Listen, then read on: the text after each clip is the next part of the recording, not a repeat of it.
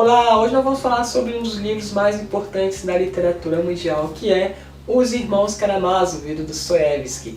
Tem gente que fala Karamazov, mas como tem um acento aqui no mar, eu falo Karamazov e eu costumei falar assim e eu vou continuar falando, ok? Bom, eu li nessa edição aqui da editora 34, que são em 2 volumes, mas eu tenho uma outra edição que é daquela editora chamada Martin Claret, mas o meu desejo mesmo era ler nessa edição dessa editora, porque a tradução dela é direta do russo. E tem mais, essa aqui é a única edição em língua portuguesa que traz o texto integral. Eu acho que tem muita gente que não sabe, mas o livro Os Irmãos Karamazov sofreu censura na época do stalinismo. Algumas partes foram cortadas. E graças aos trabalhos de diversos estudiosos das obras do Dostoiévski, que fizeram comparações com outras edições mais antigas, com os manuscritos do autor, eles conseguiram restabelecer o livro com seu texto integral novamente. Então essa é a única edição. É uma edição mais cara por conta disso, mas vale muito a pena. Ela está muito caprichada e a editora 34 está de parabéns. Deixa eu só segurar um volume, né, para não ficar o vídeo todo segurando os dois. Mas, gente, eu adorei, amei, se tornou um dos meus livros favoritos da minha vida. É um livro muito profundo, muito complexo. Eu nunca vi um autor que se aprofundasse tanto sobre a mente humana em suas obras como o Dostoiévski fez aqui neste livro.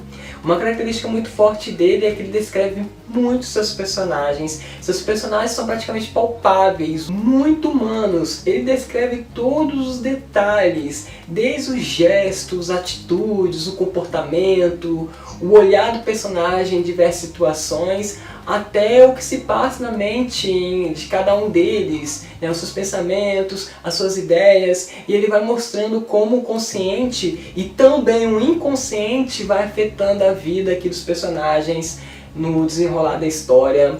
Não há uma divisão entre personagens bons, heróis e nem personagens ruins. Todos eles têm suas virtudes, como também tem o seu lado sombrio, o seu abismo. Bom, e outra coisa que eu não posso deixar de falar é que todos os personagens aqui, eles sofrem de alguma maneira, né? Eles têm a sua cruz para carregar aqui, e todos eles têm alguns defeitos, alguns são viciados, algumas são prostitutas, né? Alguns são loucos, cada um tem os seus defeitos aqui. Não é à toa que este livro era o livro favorito do pai da psicanálise, né? O Freud. Ele considerava esse livro um dos livros mais importantes da literatura mundial, né? E nem preciso explicar o porquê, né? A maneira como Dostoiévski fala, descreve o comportamento humano aqui, é para deixar qualquer psicólogo de queixo caído. E como eu tenho um certo interesse por psicologia e psicanálise, né, quando eu fiquei sabendo que era o livro favorito do Freud, com certeza, né, eu já coloquei na minha listinha, né, por conta disso. O livro Os Irmãos Karamazov foi publicado no ano de 1880 e é a obra mais ambiciosa do autor.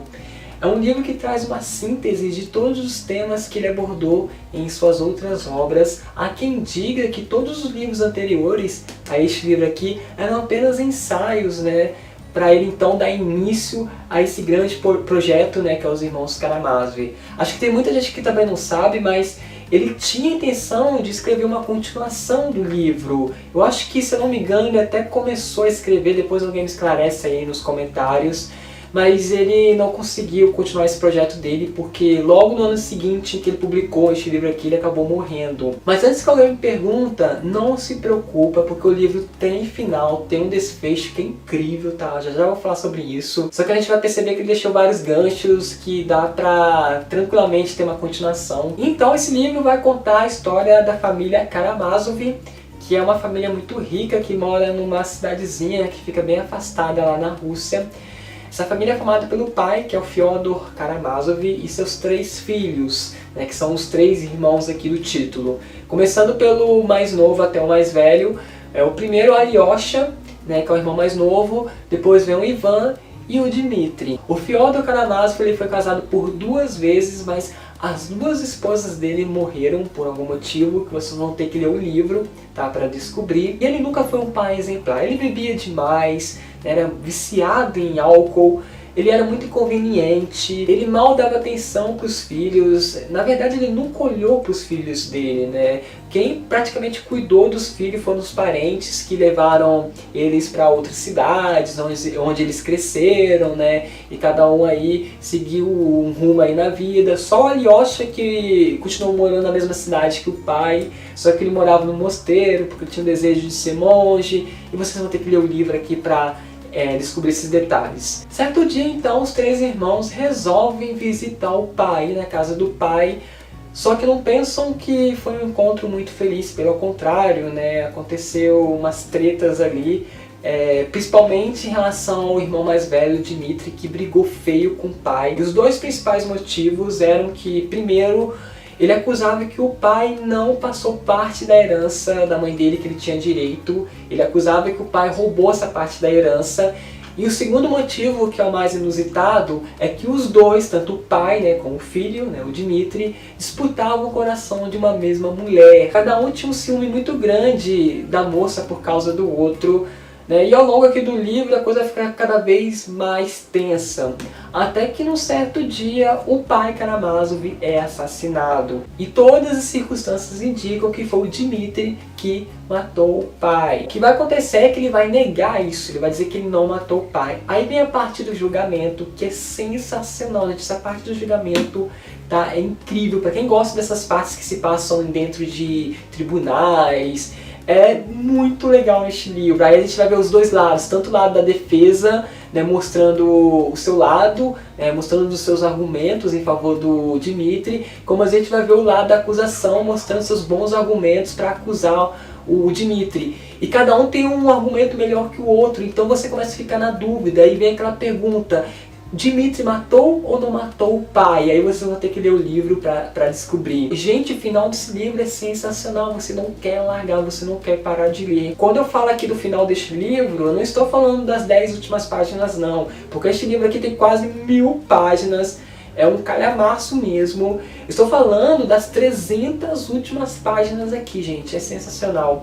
Tem muitas reviravoltas, quando você pensa que você está conseguindo acompanhar a linha de raciocínio do autor, você vai descobrir que você está muito longe disso, porque ele é aquele tipo de autor que engana você, entendeu? Que eu acho sensacional quando o autor consegue fazer isso, tá? É um livro muito inteligente. Bom, eu falei um pouco da base da história, mas é um livro que tem muito conteúdo, né? Tem várias questões que o livro aborda, questões sociais, questões morais, filosóficas, religiosas, jurídicas, psicológicas, para quem gosta de psicologia, eu tenho certeza que vai adorar. E cada uma dessas questões elas vão ser abordadas em diferentes momentos aqui do livro. Bom, cada um dos irmãos tem uma personalidade muito forte. O Ivan, para mim, é o que tem a personalidade mais forte aqui de todas. Ele é uma pessoa muito enigmática, muito inteligente. Ele é aquele tipo de personagem que questiona tudo. Ele questiona o universo, o mundo, a ordem das coisas. E é ele que traz a maioria das questões que são abordadas aqui no livro, né, nas discussões filosóficas.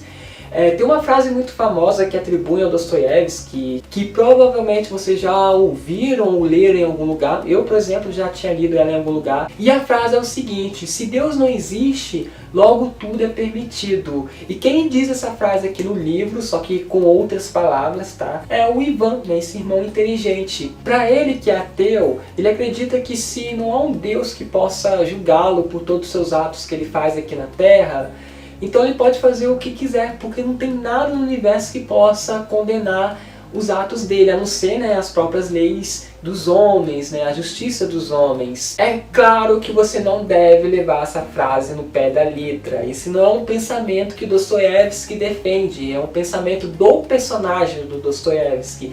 Tanto que esse pensamento, logo algumas páginas depois, é refutada, né, por um outro personagem que diz algo parecido. Deixa eu ler aqui para vocês. A própria humanidade encontrará força em si mesma para viver em função da virtude, mesmo sem acreditar na imortalidade da alma. Então esse pensamento é refutado. E temos também aqui os outros personagens que têm um pensamento totalmente diferente em relação a isso, como o próprio Alyosha, né, que é o irmão mais novo. Ele é o personagem mais puro aqui da história, ele é o mediador, ele é aquele personagem que consegue entender as pessoas, os dois lados da história, caso, né, as duas pessoas forem rivais. Ele é a pessoa que reconcilia as pessoas aqui.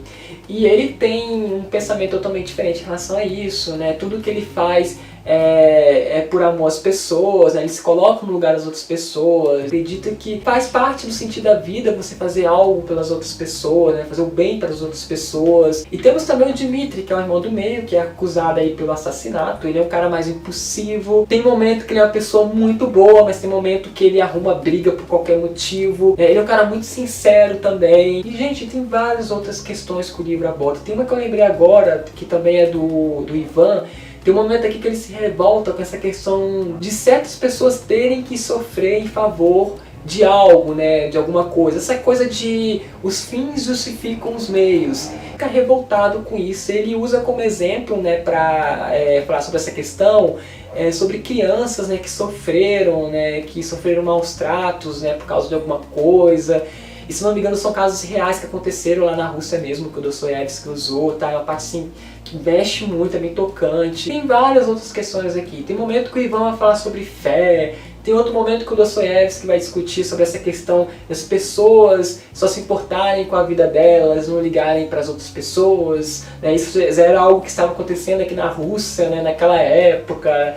Já reclamava disso. Tem outra parte muito interessante, bem sinistra, que tem um personagem aqui que eu não vou falar, né, pra deixar vocês descobrirem. E ele descobriu que inconscientemente ele desejou a morte de outra pessoa e até meio que arquitetou isso, só que inconscientemente. E ele fica surpreso quando ele toma consciência disso. Bom, aí ele começa a pensar sobre o quanto ele é culpado em relação à morte dessa pessoa. Então vê essas partes sobre o inconsciente também, que é muito interessante aqui no livro. Tem também uma parte mais sinistra ainda no livro, que tem personagens aqui que tem visões. A gente não sabe se é loucura humana, eu acredito que é loucura, né? Ou se realmente ele está vendo isso. E dá até medo, gente, essas visões que os personagens têm aqui, sabe? É sinistro o livro, tá? É um livro que vai mexer muito com você em diversos momentos aqui, tá? Incrível, um dos melhores livros que eu já li na minha vida, tá? Fica a dica de um livro, vocês precisam conhecer. Não tenham medo, não é um livro difícil, ele só vai exigir um pouco de você. Às vezes vocês vão ter que reler um parágrafo, mas é um livro muito bem escrito, né? As frases são maiores, são mais bem elaboradas, né? E vocês vão ter que ler com mais atenção por conta disso, mas é incrível, gente, amei, tá? Fica a dica aí, espero que vocês tenham gostado do meu vídeo. Curtem lá a página do canal, o link vai estar na descrição deste vídeo aqui. Até o próximo vídeo, tchau pra vocês!